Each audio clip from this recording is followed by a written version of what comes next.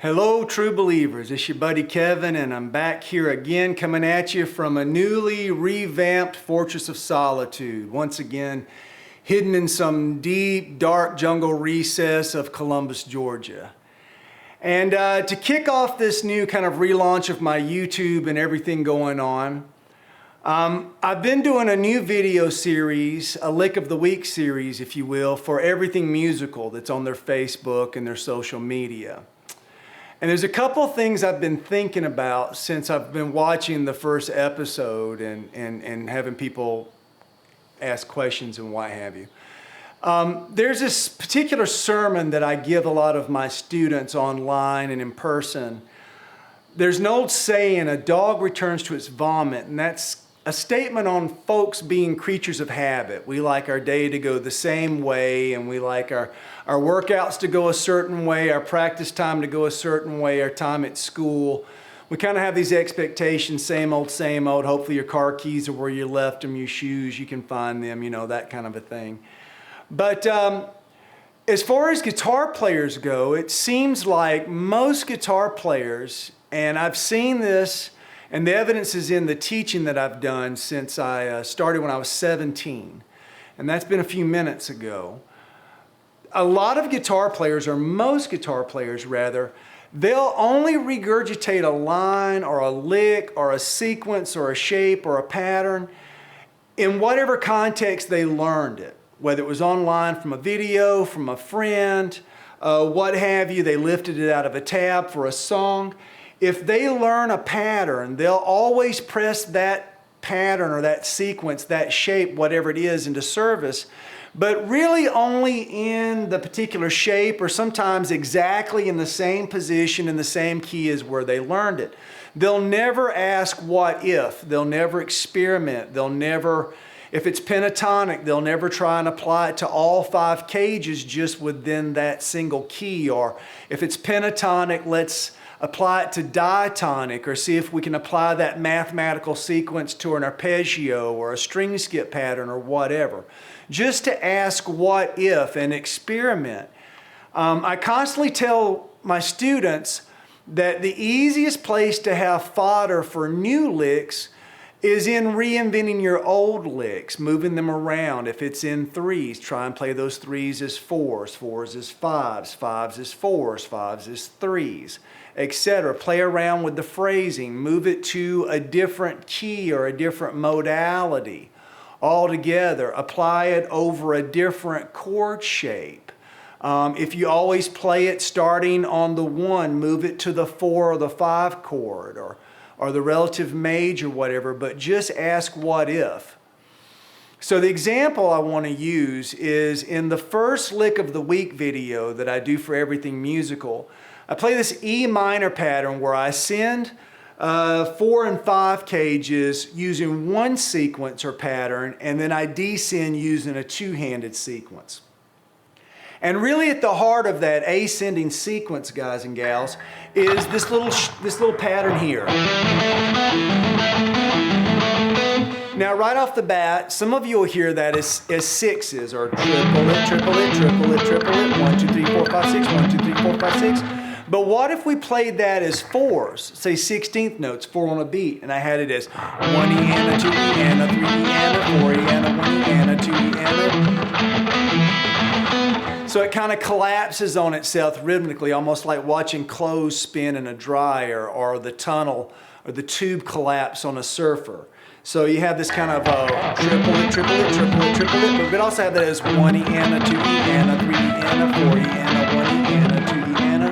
So we can have this kind of 5 notes played as 6, rhythmically grouped as 4s. Well, once you work through that, and it just works through that cage on strings 4 and 5, and then we drop to 3 and 4 and 2 and 3, and we just working our way up the scale sequence. What happens if we applied that to, say, G major 3-note per string?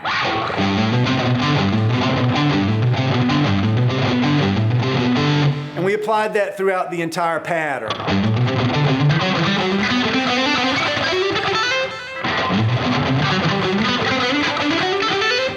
Or even reversed it and played it down backwards, you know. Those kind of things. Just moving the pattern around and just asking what if, you know. Push yourself. Sometimes the things that you take and you move around, the things that you feel like you just kind of fell into and discovered on your own, those are the things that will carry the most weight in your playing because you own those. There's a feeling of ownership in that I found that, or I kind of discovered that on my own through a noodle or just some downtime in between sessions, you know, playing and experimenting or whatever. Because you asked, what if? And if you do that and you move around, I think not only will you see the fingerboard and the way things lay out a lot quicker, keys and tonalities will make so much more sense to you, and you'll be able to decipher and see these repeating patterns and shapes on the fingerboards. Maybe you'll learn that you can kind of push yourself out of your comfort zone if you're an E guy or an A guy like most of us grow up, you know, being. Maybe move it over to F sharp minor or B minor and experiment with that, and it's kind of relative, you know, landmarks. It's only one up or two up, what have you. Move it to something that's kind of related. If you're playing in A all the time, move it up a fourth to D and try and mimic those same patterns, or down to G, and just kind of keep that relativity of that landmark that you already know. Another thing that can go into making this work for you, because a lot of these patterns you'll notice jump octaves, is being able to see the fretboard in octaves. So that's a quick little hack for you.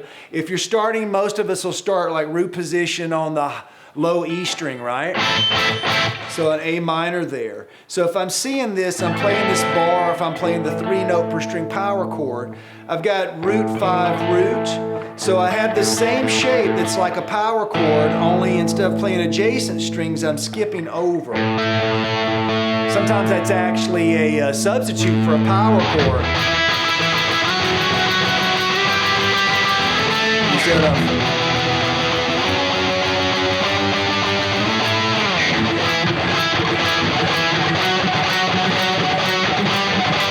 can kind of have a different sound. It's a quick little way to inject a different flavor into a song as well. But that's a static shape, just like your power chord, and it's the same shape. We're just skipping a string. So if you know the A string, or the E string, I'm sorry. If you know the E string, and you can see that, the D string will fall in line really quick. And the same pattern works if you drop up to the A string on the G string. So those two match symmetrically. Now when you drop up to the D string, it changes and morphs into a 4-fret shape.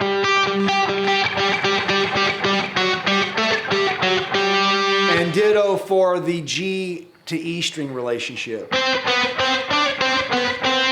So if you can see those landmarks, you know, that's another little hack that'll help you kind of see the fretboard a little quicker. So if I'm doing something where I'm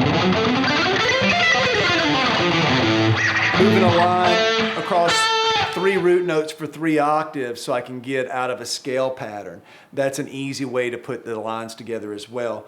Another quick little hack is for those of you that are pretty much primarily pentatonic players